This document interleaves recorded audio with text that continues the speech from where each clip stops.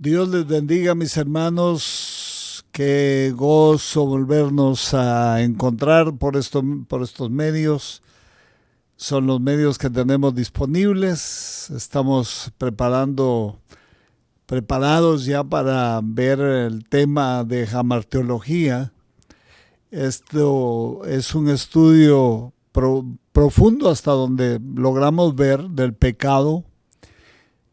Es la enfermedad que está matando que ha matado a la humanidad entera, que ha matado ángeles, que ha matado querubines, ha matado serafines, ha matado arcángeles y que también alcanzó a la raza humana. Entonces, desde el punto de vista teológico lo estamos viendo para ver cómo lo ve la ciencia teológica. ¿Cómo ve esta pandemia, diríamos, por ahora que está de moda la palabra, pero esta es universal? Ha habido pecado en muchos lugares del universo, incluso Satanás pecó estando cerca de Dios en el Edén celestial. De ahí lo derribaron para el segundo cielo y es donde hoy está. Confinado, no puede, diríamos, moverse a hacer las cosas que deseara hacer.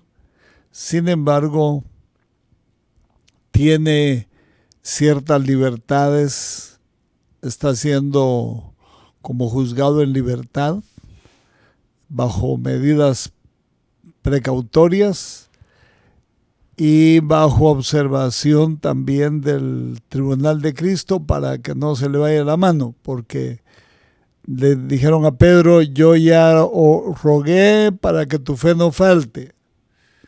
Ese es un punto, pero el otro punto es que a Job le dijeron: tócale su cuerpo, pero no le toques su alma. O sea, tiene límites, está amarrado, está encadenado por decretos del cielo, de Dios.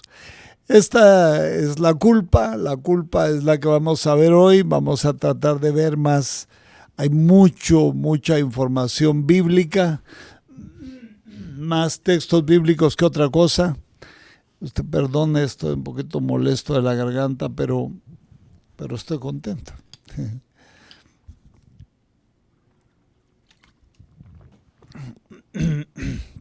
Salmos 32:2. Bienaventurado el hombre a quien Jehová no culpa de iniquidad, dice, y en cuyo espíritu no hay engaño. Bienaventurado ese hombre que está así. Vamos a definir la culpa como la define la ciencia teológica.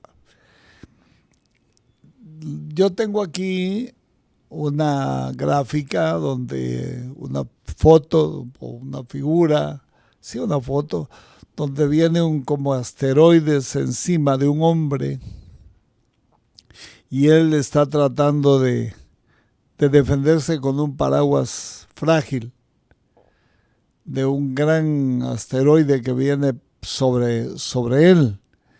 Esa es la culpa, es un peso que está ahí y que no hay quien lo pueda quitar, sino solo el perdón de Dios. Veamos entonces la palabra culpa, la encontramos en el Antiguo Testamento y etimológicamente significa, en el hebreo, asham, que significa culpa, una falla.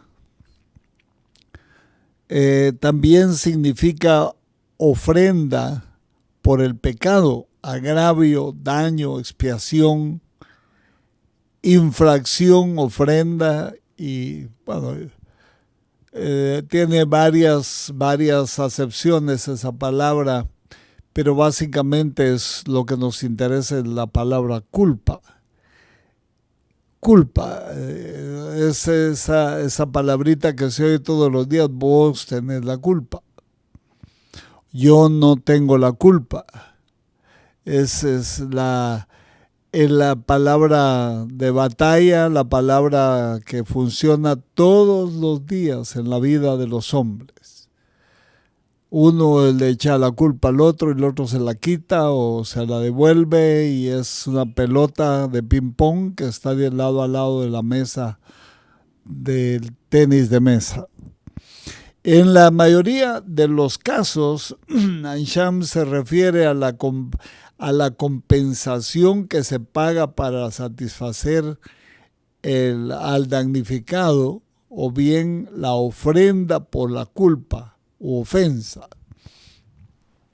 Fíjese que más ve la palabra Ansham, más ve la satisfacción de la ofensa que la ofensa en sí como culpa.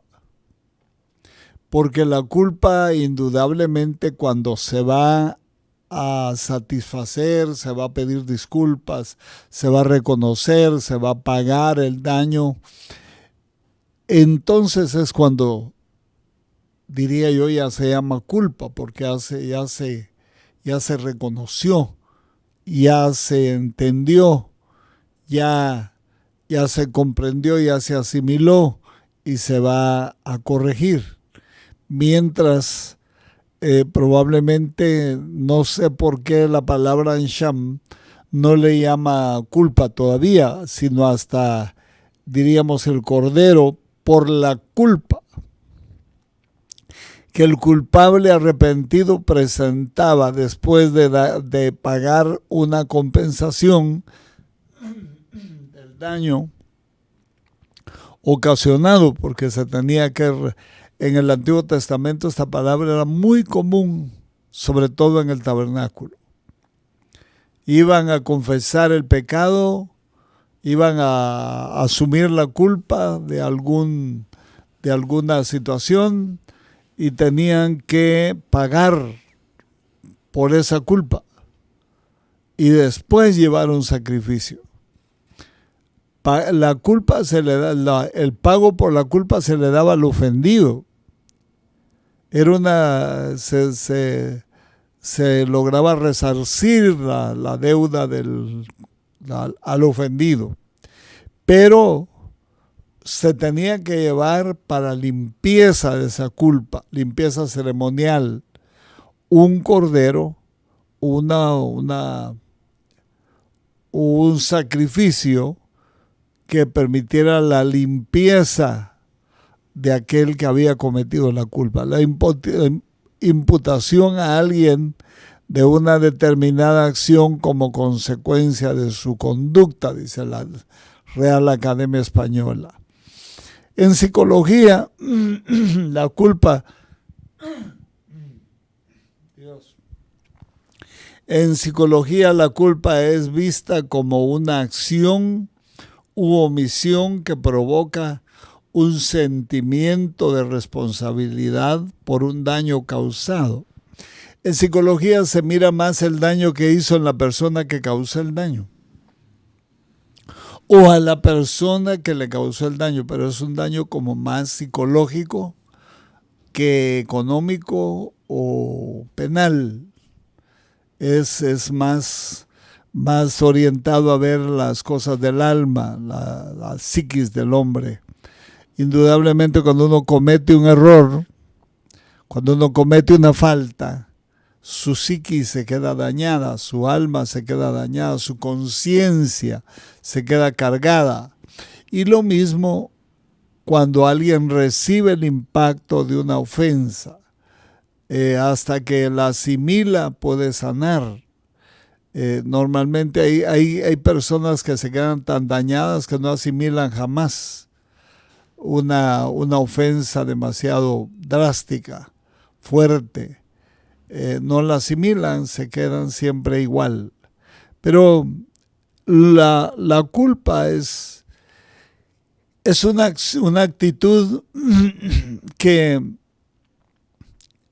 daña de tal manera al hombre que comete el error que él se siente señalado por todos.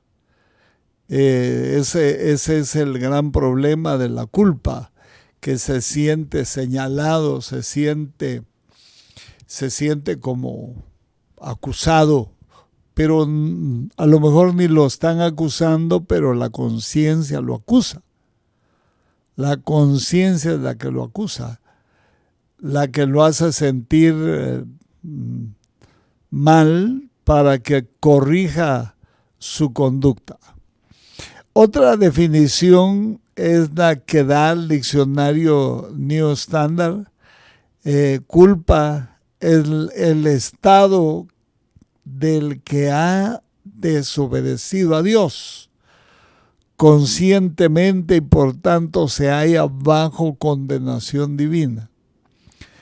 En el caso del primer Adán, esa fue la culpa fue la que lo llevó a esconderse detrás del árbol, a confeccionar vestimentas de hojas de higuera para él y para su mujer, y también a huir de Dios. La culpa es un fantasma que lo persigue a uno. Cuando uno tiene una culpa, huye el impío sin ser perseguido.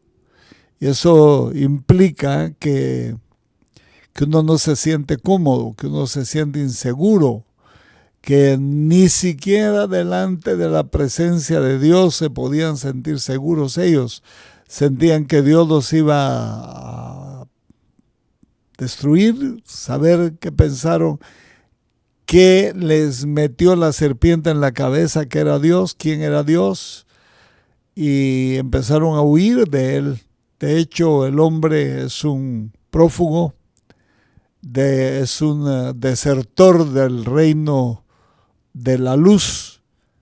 En Adán desertamos todos. Y los nacidos de nuevo somos desertores del reino de las tinieblas. Por medio del postrer Adán desertamos. Salimos de ahí. Pero no salimos, no salimos cometiendo un error o una penalidad, sino salimos porque pagaron por nosotros, nos rescataron y por eso salimos de ahí. De otra manera no hubiéramos podido salir, porque el diablo a sus presos nunca abrió la cárcel. Aunque el pecado no depende de tener conciencia del mal, sino de atentar contra el carácter santo de Dios. Salmos 19:12 dice: ¿quién podrá entender sus propios errores? Líbrame de los que me son ocultos.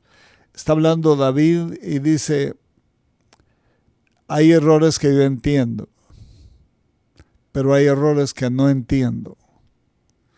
Y de esos oró para que Dios lo librara de lo que le era oculto. Y es que honestamente el hombre, desde la coronilla hasta la planta de sus pies, está enfermo. No solo su cuerpo, sino su alma y su espíritu. Entonces no se pueden detectar los errores que se cometen. Uno mira hasta donde logra que sus sentidos perciban cuando uno comete errores, pero de ahí para allá, para una persona todo es correcto. Lo que uno no ve es aquel dicho famoso que es popular, no lo busca en la Biblia, pero es popular. Dice: ojos que no ven, corazón que no siente. Y tiene una gran verdad, porque cuando uno no ve sus errores, no los atribuye como tales. Y por eso es que se niega a reconocer lo que no entiende. Esa es la culpa. La culpa es compleja, no es sencilla, no es una cosa sencilla, es compleja. Por eso es que necesitamos estudiarla y revisarle sus raíces y poder, a final de cuentas, diríamos, cuando no entendemos lo que estamos haciendo, pedir perdón por lo que nos es oculto. Mientras que la culpa es primariamente una reacción hacia Dios, existe también una reacción secundaria en la conciencia de uno. No solo es imputada en el cielo, pero la conciencia le queda a uno en amarillo o en rojo, dándole testimonio que cometió un error.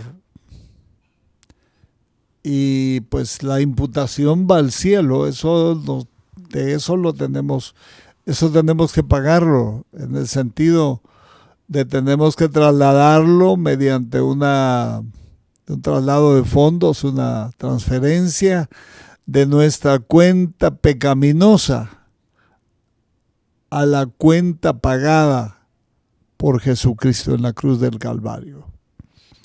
La culpa es un valle de castigo por una violación a la ley de Dios.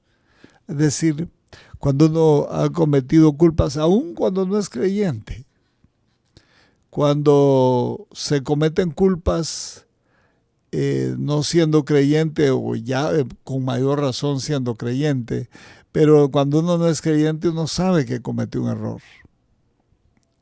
Lo entiende. Yo recuerdo que entendía las fallas, entendía las cosas que hacía mal, las ofensas a veces en la forma en que hablaba, las palabras amenazantes o cualquier otra cosa.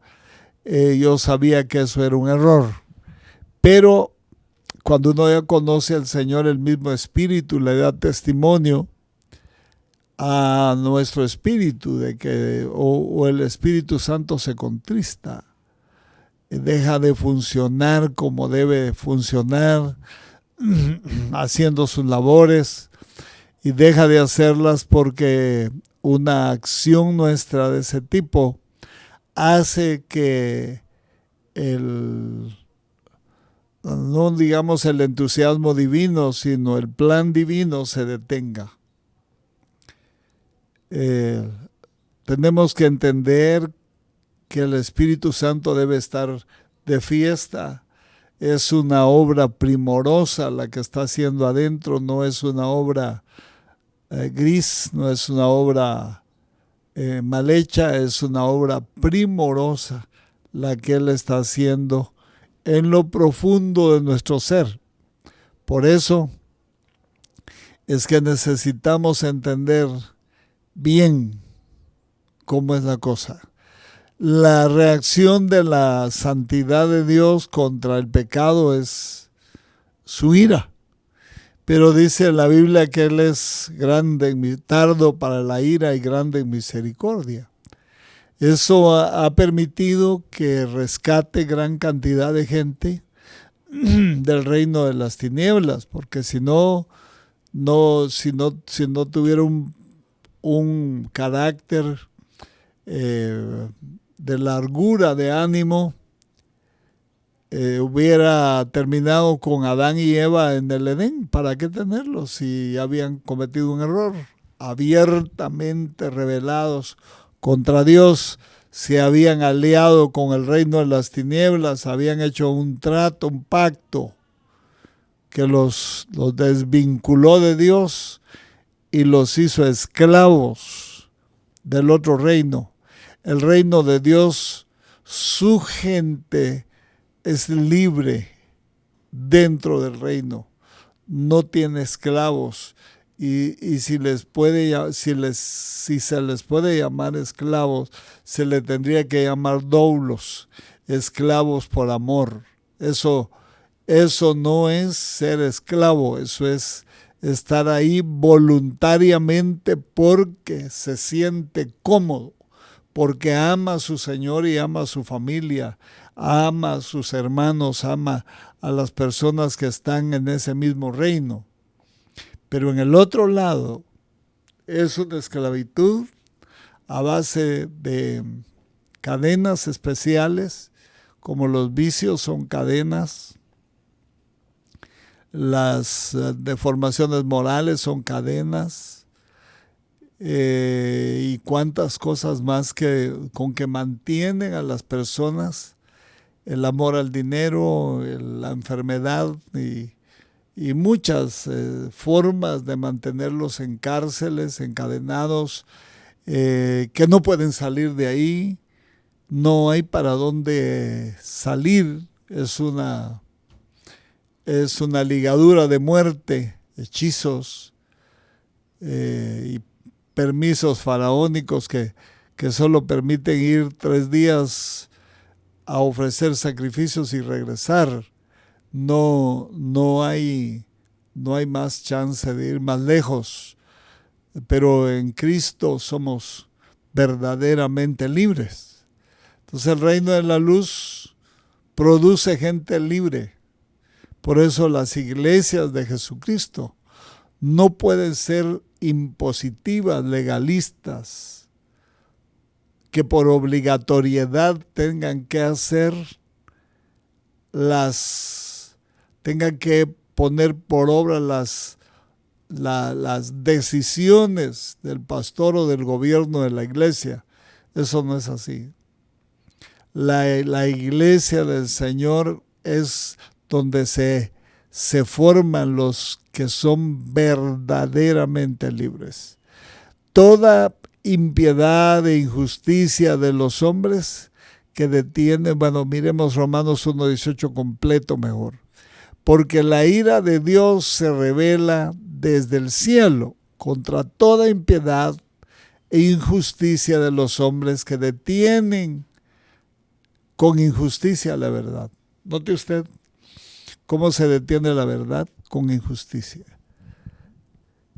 Cuando uno comete una injusticia, el espíritu de verdad que está haciendo obra primorosa, es un artista que está trabajando adentro, está configurando la imagen multisapiente, la multiforme sabiduría de Dios en nosotros.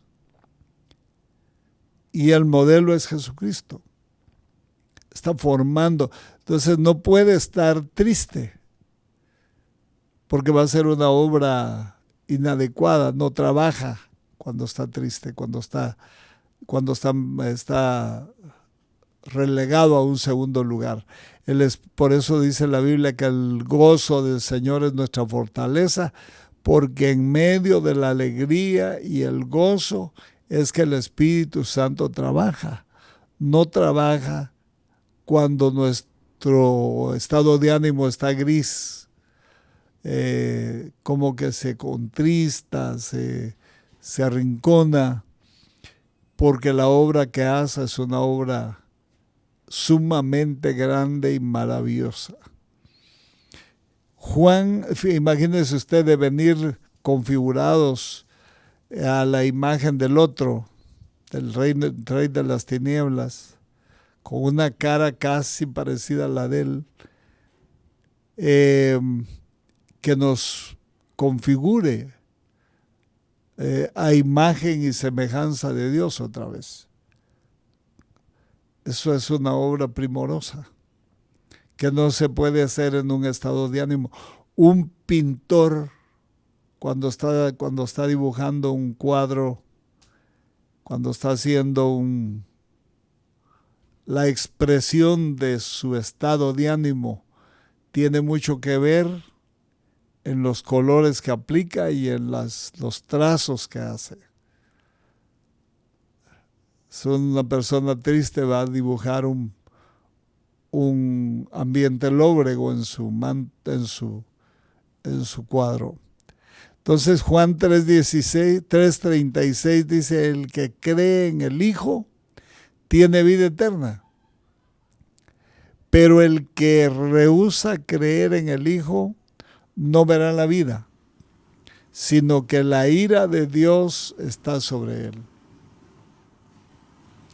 Note qué interesante es saber que el que cree en el Hijo es el que tiene vida eterna, y el que no verá tarde o temprano la ira de Dios.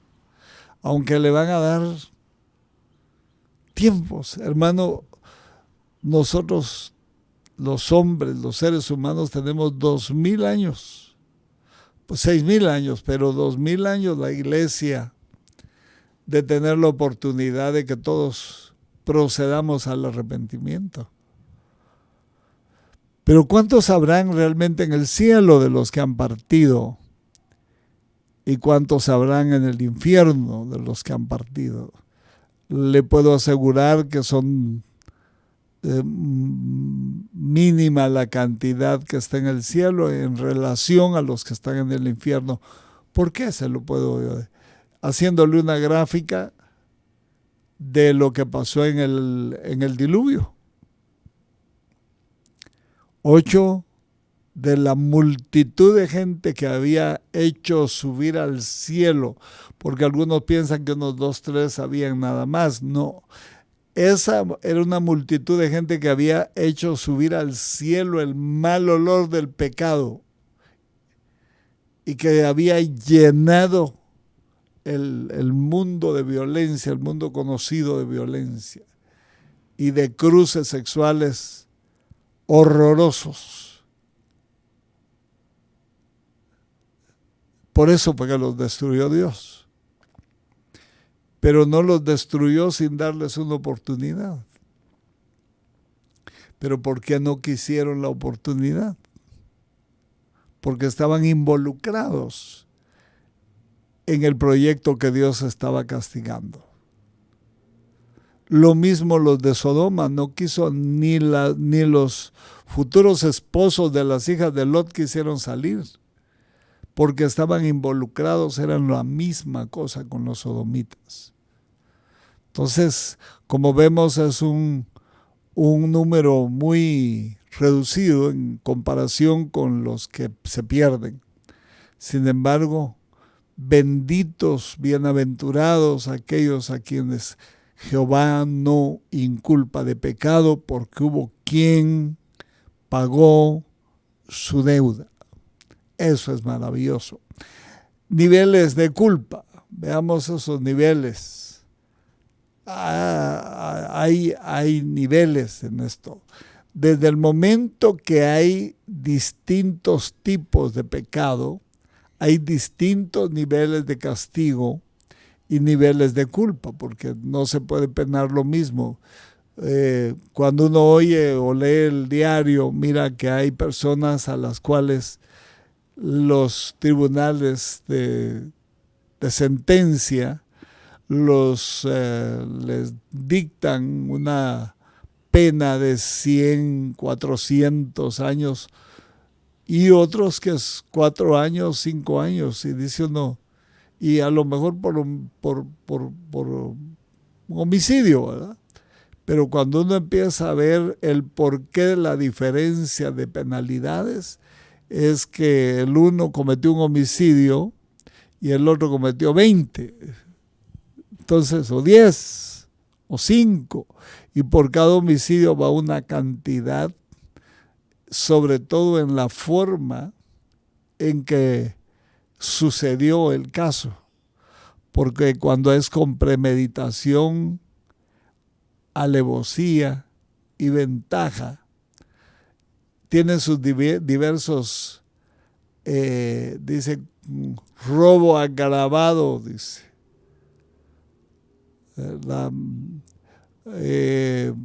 Pero hay otros que van presos por homicidio tentado, dice. O sea, hay un montón de tipificaciones del delito. Homicidio que no ocurrió, ¿verdad? Pero sí iba a ocurrir. Estaba todo listo y no le pegó el balazo a la víctima o alguna cosa. No sé cómo tipifican los jueces ese tipo de delitos. Sin embargo, hay diferentes. Por eso es que el cielo va a tener círculos de gloria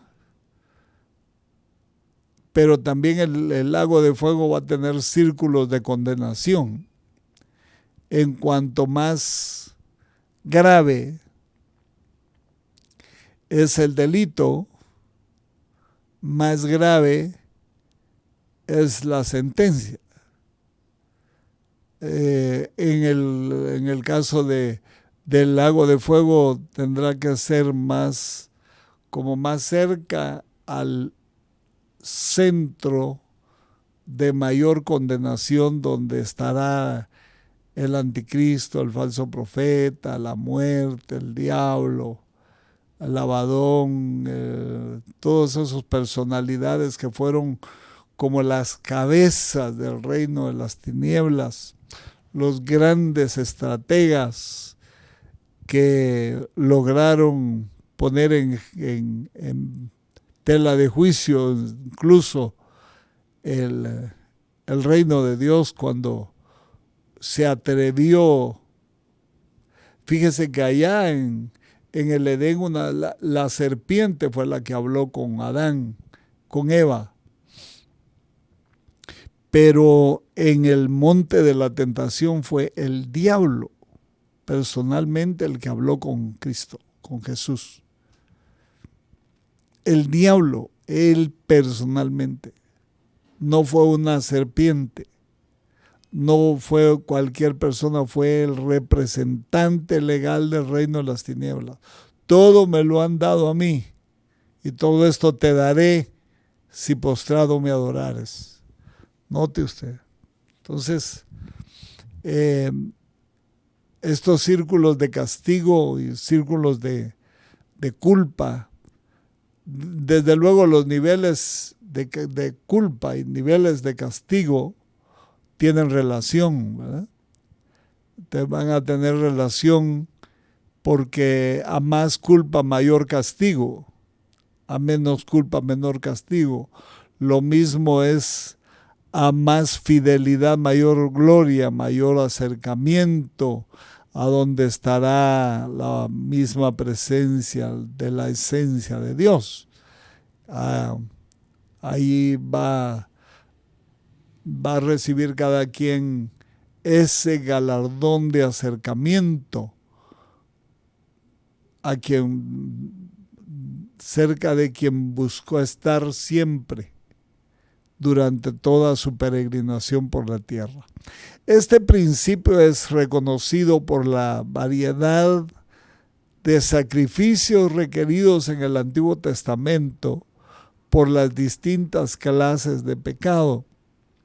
Allí es donde se ve que a mayores intenciones, mayor penalidad, mayor pecado, mayor castigo, mayor exigencia en los sacrificios. Los sacrificios nos permiten ver cómo clasificaban los sacerdotes el pecado. Levítico 4, 2 al 3 dice: habla a los hijos de Israel y diles: cuando alguna persona pecare por hierro, eso es por ignorancia, en alguno de los mandamientos de Jehová sobre las cosas que no se han de hacer, e hiciere alguna de ellas,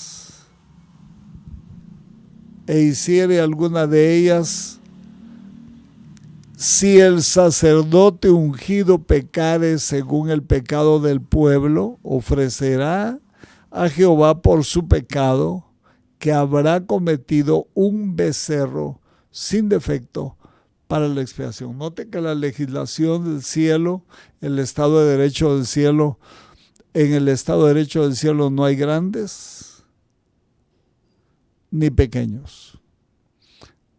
Todos llevan su culpa.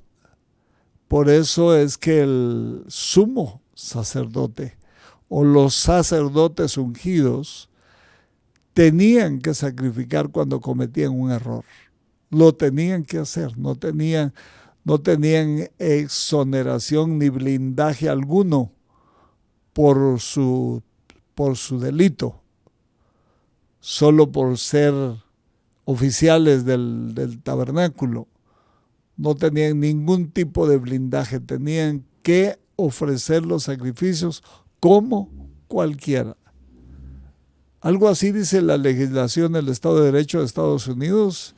Dice, nadie está sobre la ley, las autoridades tienen que cumplir la ley, el presidente tiene que cumplir la ley, todos tienen que cumplir la ley, nadie está sobre la ley. Eso es impresionante porque así debería ser en todos los países del mundo. Eso sería sanidad para la sociedad. Sin embargo, pues en los países, en todos los países que podemos conocer, siempre hay gente que se queda al margen de la ley, que hace cosas horrorosas y lo exoneran por ser importante, por ser grande o por ser cercano a quienes gobiernan. Lo mismo, eso lo veía yo mucho en Guatemala, muchísimo. La gente de gobierno no corría las mismas penalidades de los que están abajo. Entonces, si alguna persona del pueblo pecare por hierro, haciendo algo contra alguno de los mandamientos de Jehová, en cosas que no se han de hacer, y delinquiere, verso 28, luego que conociere su pecado que cometió, traerá por su ofrenda una cabra sin defecto, por un pecado que cometió. Siempre tenía que haber una víctima que cargara el golpe de la muerte en lugar del que debía morir. Esto eran los sacrificios arónicos, así funcionaban. Así funcionaron los sacrificios patriarcales, que eran mucho más sencillos, no tenían un lugar, no estaban organizados, eran patriarcales, pero así funcionaron. Siempre la culpa, siempre Dios cobró la culpa sobre un inocente para que el culpable pudiera conservar la vida, mientras su Salvador vendría, porque precisamente cada sacrificio era como creer en Jesucristo, en el que habría de venir. Una persona llevaba un sacrificio al altar, tal vez no muy claro de lo que se esperaba, pero por orden de la ley llevaba ese sacrificio, aunque no lo entendiera, y era un sacrificio a cuenta de el que habría de venir, el Cordero de Dios que habría de venir. Entonces, así todo el capítulo de Levítico hace referencia a los distintos tipos de pecado y a su forma de expiación. De igual forma, en el Nuevo Testamento encontramos esta diferenciación. Sin embargo, en el Nuevo Testamento ya el Cordero de Dios vino, está aquí, sobre todo en las epístolas. Los evangelios son las historias de lo que sucedió mientras Cristo estuvo aquí. Juan 19:11 dice, respondió Jesús, ninguna autoridad tendrías contra mí si no te fuese dada de arriba. Por tanto, el que a ti me ha entregado mayor pecado tiene, ¿Por qué tenía mayor pecado? Porque uno estaba delegado por Dios, porque dice que ninguna autoridad tendría, toda autoridad viene de Dios. Está refiriéndose a Pilato. Pero el que lo había entregado a él no tenía autoridad para hacer eso y lo hizo por su maldad, planificado, lo vendió. Entonces mayor pecado tiene que el que lo hace en cumplimiento de su obligación. Aunque Pilato podríamos, si lo tuviéramos que juzgarlo, declararíamos culpable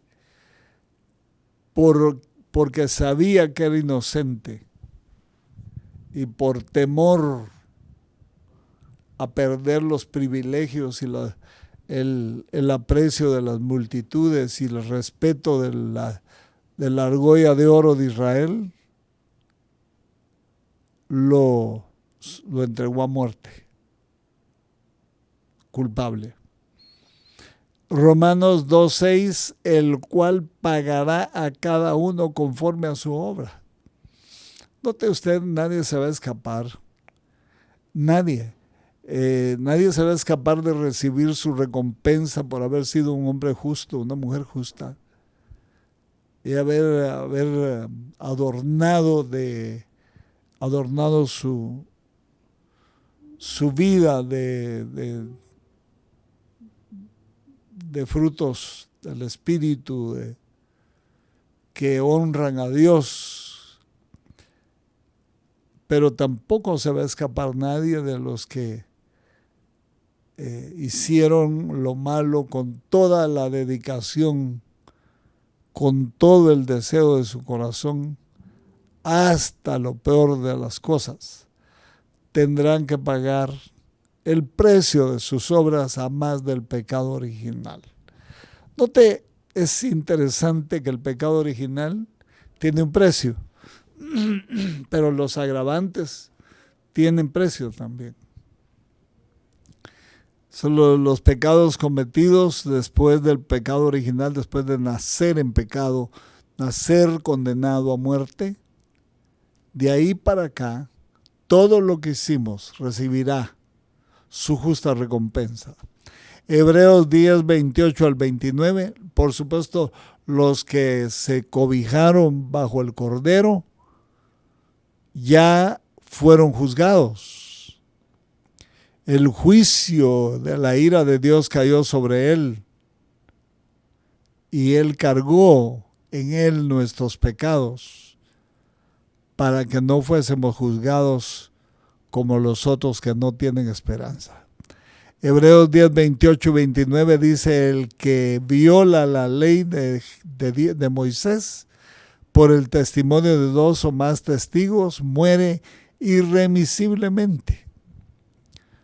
¿Cuánto más castigo pensáis que merece aquel que pisotea al Hijo de Dios y tuviere por inmunda la sangre del pacto, en la cual fue santificado, y se hiciera afrenta al Espíritu de gracia?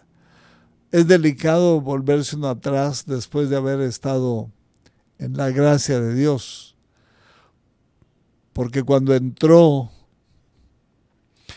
me impresiona mucho la figura de la Pascua, de la entrada a la casa de los judíos. Nunca pusieron sangre en el suelo, en el marco de abajo de la puerta, sino pusieron en los postes y en el dintel para no pisotearla. Pero al parecer el volverse atrás voluntariamente, volverse un apóstata, es tener por nada la sangre del Cordero, es invalidar su sacrificio, es casi como pasar encima de la sangre, o es pasar encima. Entonces, culpa por los pecados de naturaleza y de transgresión personal Los hombres son pecadores. Los hombres son pecadores. El principio del pecado es innato en la naturaleza humana, pero hay mayor culpa cuando el pecador comete actos de transgresión personal.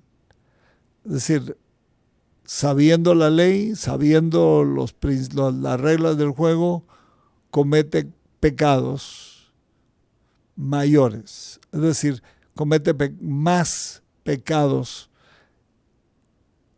que el que ya traía imputado. Culpa por pecados de ignorancia y pecados de conocimiento. Aquí hay dos clases. Hay uno que es de ignorancia.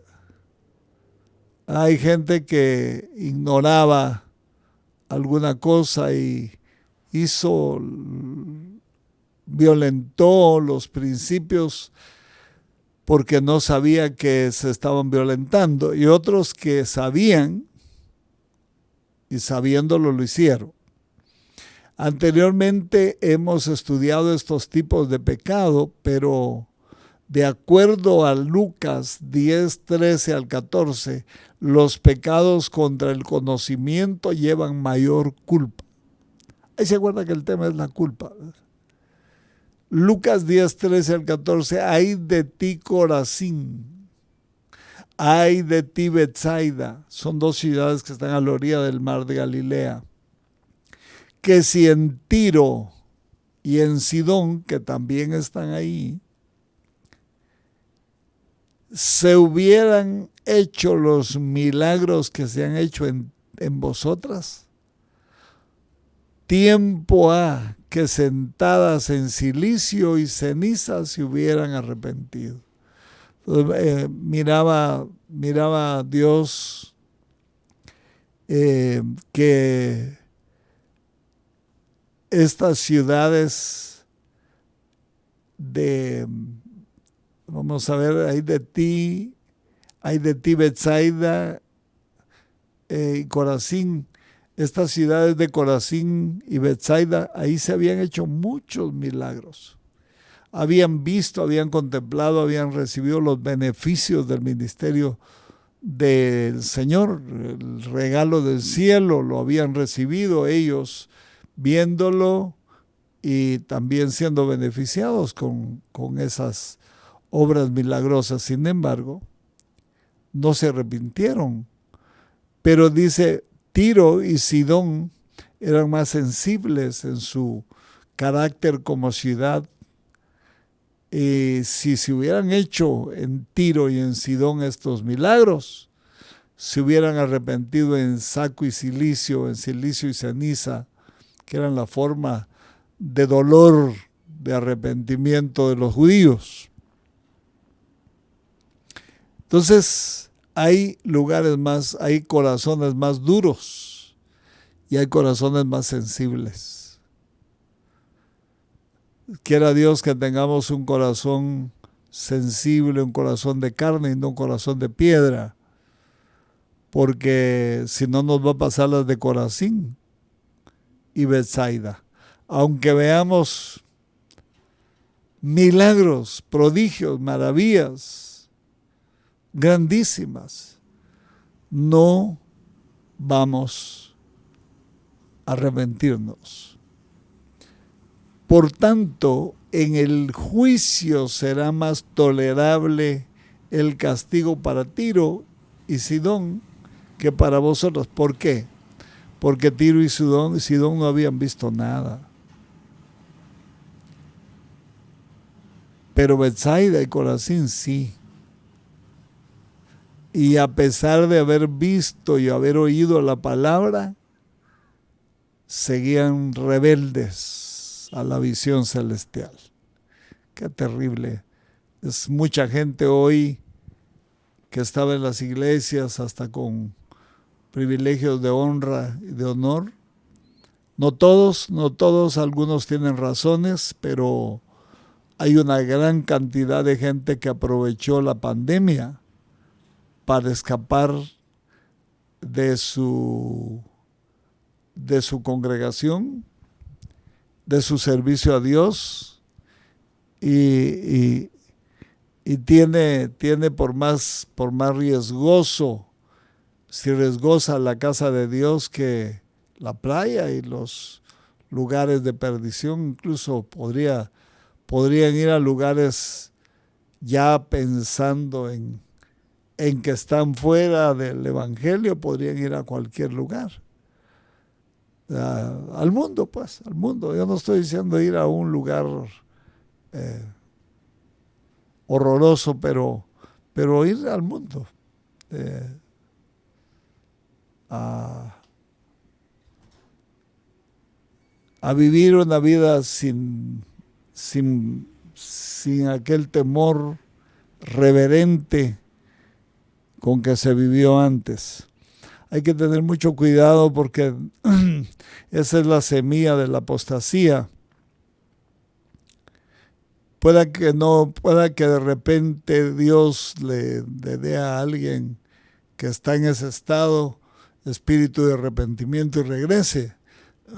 Puede ser que algunos no vienen a la iglesia, no buscan a Dios en la iglesia precisamente por resguardar a su familia de un posible contagio, pero en la iglesia es el lugar, el sitio más seguro, no solo por las medidas biosanitarias que se tienen establecidas, sino porque es la casa de Dios.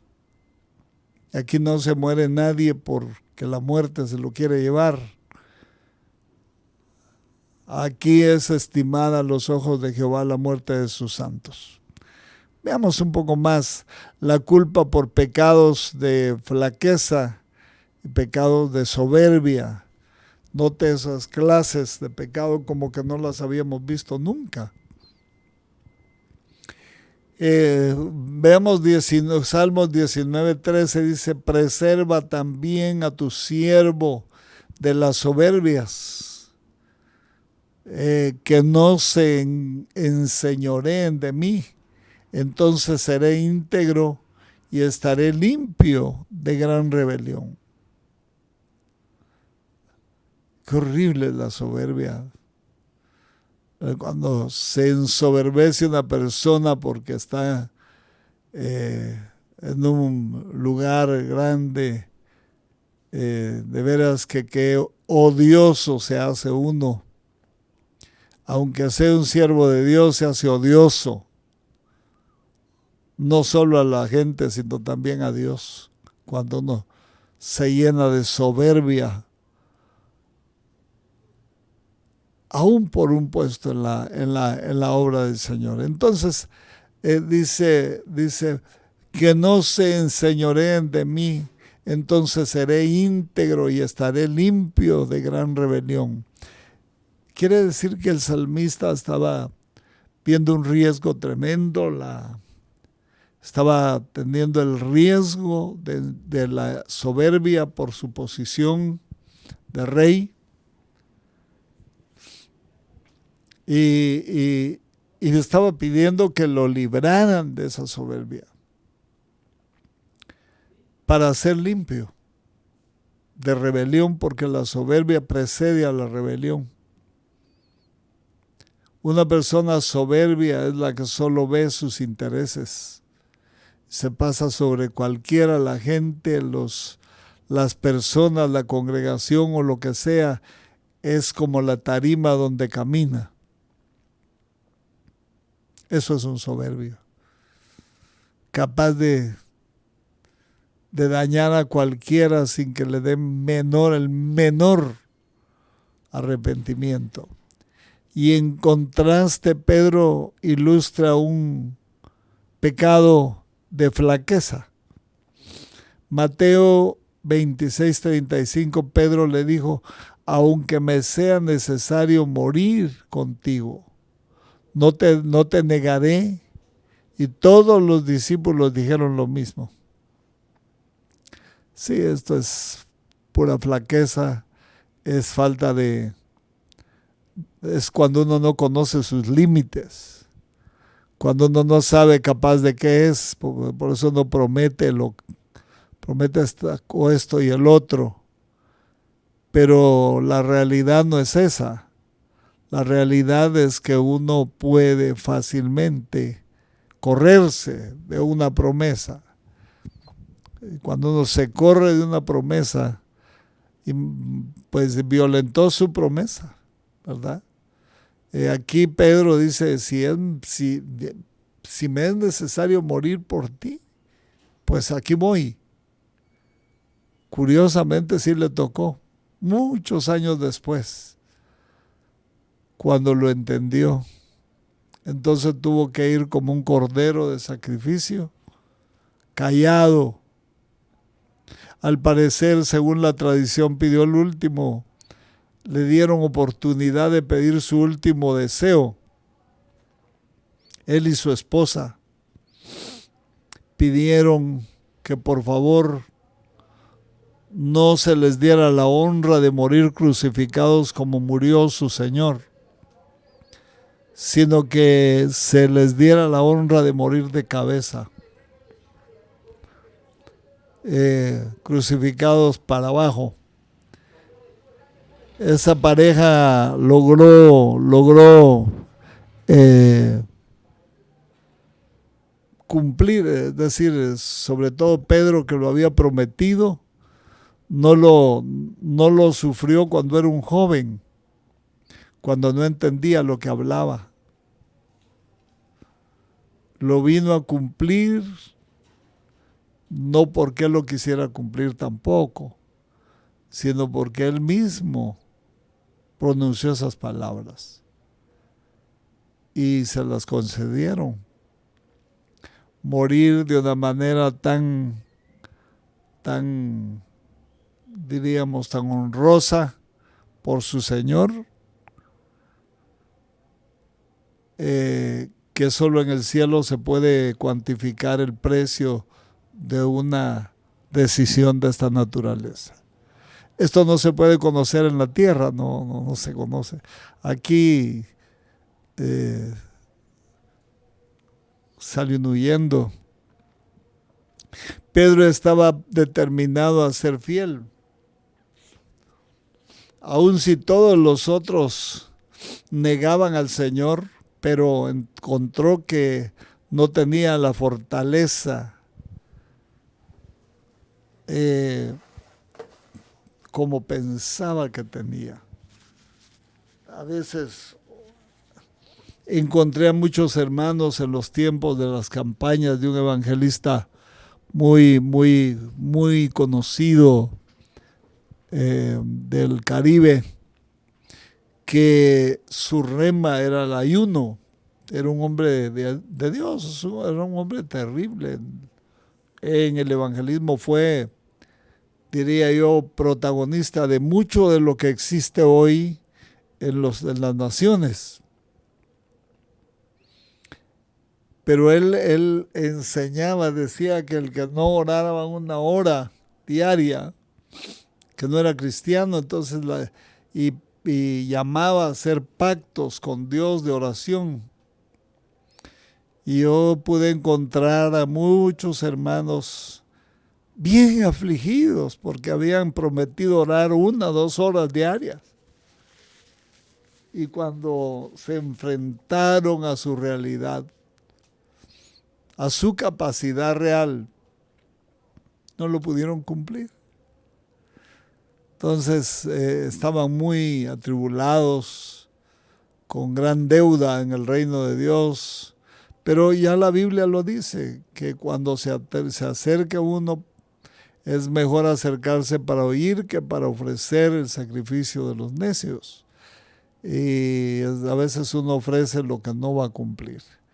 Otra forma de expresar este contraste es notar la diferencia entre pecados de impulso y pecados deliberados, como en el caso del rey David. El pecado de David con Betsabé fue uno de impulso, pero el pecado con Urías, el esposo de Betsabé, fue deliberado, ya que planeó cuidadosamente su muerte. la planeó y la ejecutó. El pecado de David con Betsabé fue de impulso. No entiendo yo por qué Betsabé estaba haciendo sus baños ceremoniales en un lugar visible a la vista del palacio, donde había mucha seguridad, estaba el rey, estaba mucha gente, príncipes. No sé cuál fue la intención probablemente de ese lado, ha de haber sido un tanto premeditada. Era una de las mujeres más nobles del reinado de David, era nieta de Ahitofel. Por lo tanto, Ahitofel era el consejero principal de David. Era muy cercano al rey, eran muy cercanos, esa familia era casi pegados al rey. Probablemente ya existía una llama pecaminosa en el corazón de Betsabé, no sé. No sé cuál fue la motivación de ella de no ponerse en un lugar oculto, sino en un lugar libre donde se pudiera ver. Y allí provocó un pecado de impulso. Pero para cubrir el pecado de impulso, David cometió un pecado deliberado. Note la culpa, los niveles de culpa, los niveles de pecado, los niveles son diferentes. Son diferentes, así serán los galardones en cuanto a las buenas obras en el Señor, y así serán también las penalidades en el lago de fuego por la eternidad. Concluyo ya con Isaías 6:7, y tomando y tocando con él sobre mi boca, dijo: he aquí que esto tocó tus labios, y es quitada tu culpa, y limpio tu pecado. Note, Isaías se arrepintió cuando vio la presencia de Dios, cuando vio los querubines, cuando vio todo ese movimiento fue llevado seguramente a un ambiente espiritual, pero con labios literales, porque le quemaron la boca. A veces sí necesitamos carbones del altar de Dios, no carbones de esos que hacen carne, sino carbones del altar de Dios para limpiar nuestro hablar. Muy bien, yo terminé mi exposición. Hemos visto la culpa, las culpas, cómo las cuantifica y las tipifica las ciencias teológicas, y vamos a hacer una oración para dejar en las manos del Señor las nuestras, de los que nos están escuchando, de los hermanos que están pendientes de estos discipulados apostólicos de este día. Padre, en el nombre de Jesucristo, permite, Señor, que podamos entender nuestras falencias, nuestros errores, nuestros pecados, nuestras culpas, puedan ser llevadas al pie de la cruz, pueda haber una transferencia jurídica eficaz de nuestra cuenta a tu cuenta, porque nosotros no tenemos cómo pagar lo que debemos, pero tú, precisamente para hacer un depósito capaz de cubrir las penas y el pecado del mundo, fuiste a la cruz del Calvario, moriste y resucitaste para poder salvar buscar y salvar lo que se había perdido. Gracias, Señor, por mis hermanos que están pendientes de su formación teológica, de su formación bíblica. Permite que ellos puedan acompañar de una rica devoción estos estudios para no embotar su cerebro. En el nombre de Jesús, amén y amén.